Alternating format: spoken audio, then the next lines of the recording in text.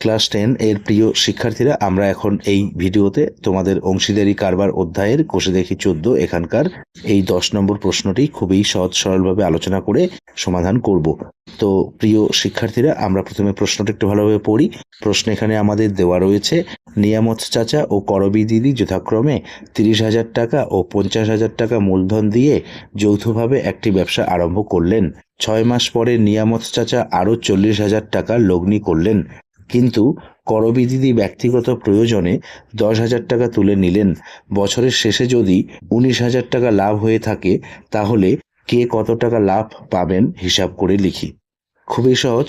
প্রথমে ব্যবসায় নিয়ামত চাচা 30,000 টাকা মূলধন দেন এবং করবী দিদি 50,000 টাকা মূলধন দেন, ঠিক আছে। এরপর 6 মাস পরে নিয়ামত চাচা আবার 40,000 টাকা মূলধন দেন, আর করবী দিদি ব্যক্তিগত প্রয়োজনে 10,000 টাকা তুলে নেন। আর বছরের শেষে এখানে 19,000 টাকা লাভ হলে কে কত টাকা লভ্যাংশ পাবেন তা আমাদের নির্ণয় করতে বলা হয়েছে। খুবই সহজ, তোমরা মনোযোগ সহকারে দেখো, অবশ্যই তোমরা ভালোভাবে বুঝতে পারবে। তো প্রিয় শিক্ষার্থীরা, আমরা এখানে প্রথমে লিখব নিয়ামত চাচা ও করবী দিদির মূলধনের অনুপাত।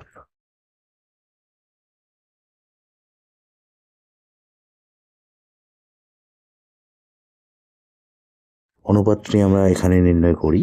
নিয়ামত চাচা প্রথমে 30,000 টাকা দেন। এই 30,000 টাকা তার 6 মাস ব্যবসায় খাটে, এরপর প্লাস দিতে হবে, দিয়ে 6 মাস পরে তিনি আবার 40,000 টাকা দেন। এভাবে লিখতে হবে, গুণ দিতে হবে। এই যে 30,000 যোগ 40,000, এই টাকাটি তার বাকি 6 মাস খাটবে। ইস টু করবী দিদি প্রথমে 50,000 টাকা ব্যবসায় নিয়োগ করেন।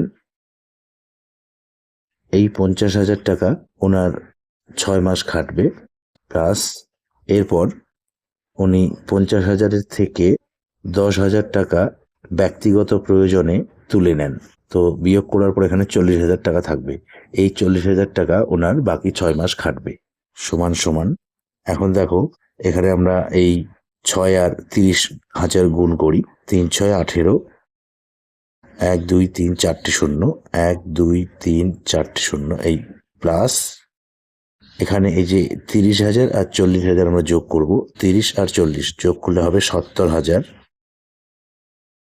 গুণ এই 6, এই দ্বিতীয় বন্ধনী, এই ইস টু এই দ্বিতীয় বন্ধনী, এই 50,000 আর 6 আমরা গুণ করব। 5 6 30, 1 2 3 4টি শূন্য, 1 2 3 4টি শূন্য, এই প্লাস এখানে 50,000 বিয়োগ 10,000 হয়ে যাবে 40,000 গুণ এই 6, সমান সমান এই আমরা 1,80,000 লিখব। এই প্লাস দেব, এই 70,000 আর 6 গুণ করব। 6 7 42, 1 2 3 4, 1 2 3 4, এই ইস টু এই দ্বিতীয় বন্ধনী, এই 3 লক্ষ আমরা লিখব, প্লাস এই 40,000 আর 6 গুণ করব। 4 6 24, 1 2 3 4, 1 2 3 4, সমান সমান এখন এই 1,80,000 আর 4,20,000 আমরা যোগ করব। এই 4 শূন্য, এই 4 শূন্য, 4টি শূন্য হবে, 2 আর 8 যোগ করলে 10-এর শূন্য, হাতে 1, 4 আর হাতে রেখে 5, 5 একে 6, এই ইস টু একইভাবে এই 3 লক্ষ আর এই 2,40,000 যোগ করব। এই 4 শূন্য, এই 4 শূন্য যোগ 1 2 3 4, এই 4 আর 0 4, এই 2 আর 3 5। এখন আমরা এখানে কাটাকাটি করব।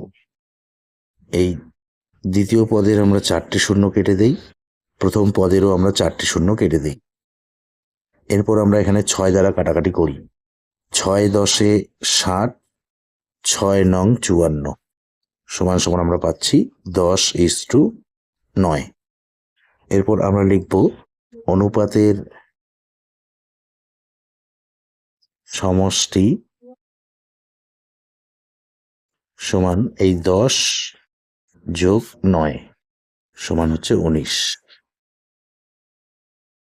প্রশ্নে আমাদের মোট লাভ দেওয়া রয়েছে 19,000 টাকা। মোট লাভ 19,000 টাকা। এরপর আমরা লিখব সুতরাং নিয়ামত চাচা লাভ পান।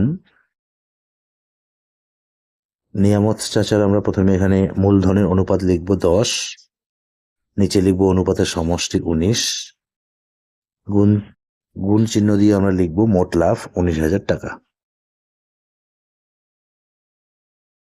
সমান। এখন দেখো এই 19কে 19 আর এই 19কে 19 আমরা কাটাকাটি করলাম, এই 3 শূন্য এখানে দিয়ে দিতে হবে। এখন এই 10 আর 1,000 গুণ করব, ঠিক আছে।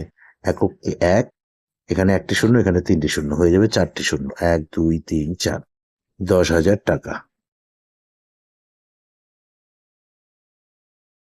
এবং করবী দিদি লাভ পান। একইভাবে করবী দিদির মূলধনের অনুপাত আমরা লিখব উপরে 9 আর অনুপাতের সমষ্টি লিখব 19, নিচে গুণ চিহ্ন দিয়ে আমরা মোট লাভ 19,000 লিখব। কাটাকাটি একইভাবে করব, 19কে 19, 19কে 19, এই 3 শূন্য দিয়ে দিতে হবে, সমান সমান এই 9 আর 1,000 গুণ 9,000 হবে টাকা। প্রশ্নে আমাদের বলেছে বছরের শেষে যদি 19,000 টাকা লাভ হয়ে থাকে তাহলে কে কত টাকা লাভ পাবেন, হিসাব করে লিখি। তো আমরা এই যে এখানে শেষে একটি লাইন ভালোভাবে সাজিয়ে লিখব, সুতরাং বছরের শেষে নিয়ামত চাচা লাভ পাবেন 10,000 টাকা এবং করবী দিদি লাভ পাবেন 9,000 টাকা।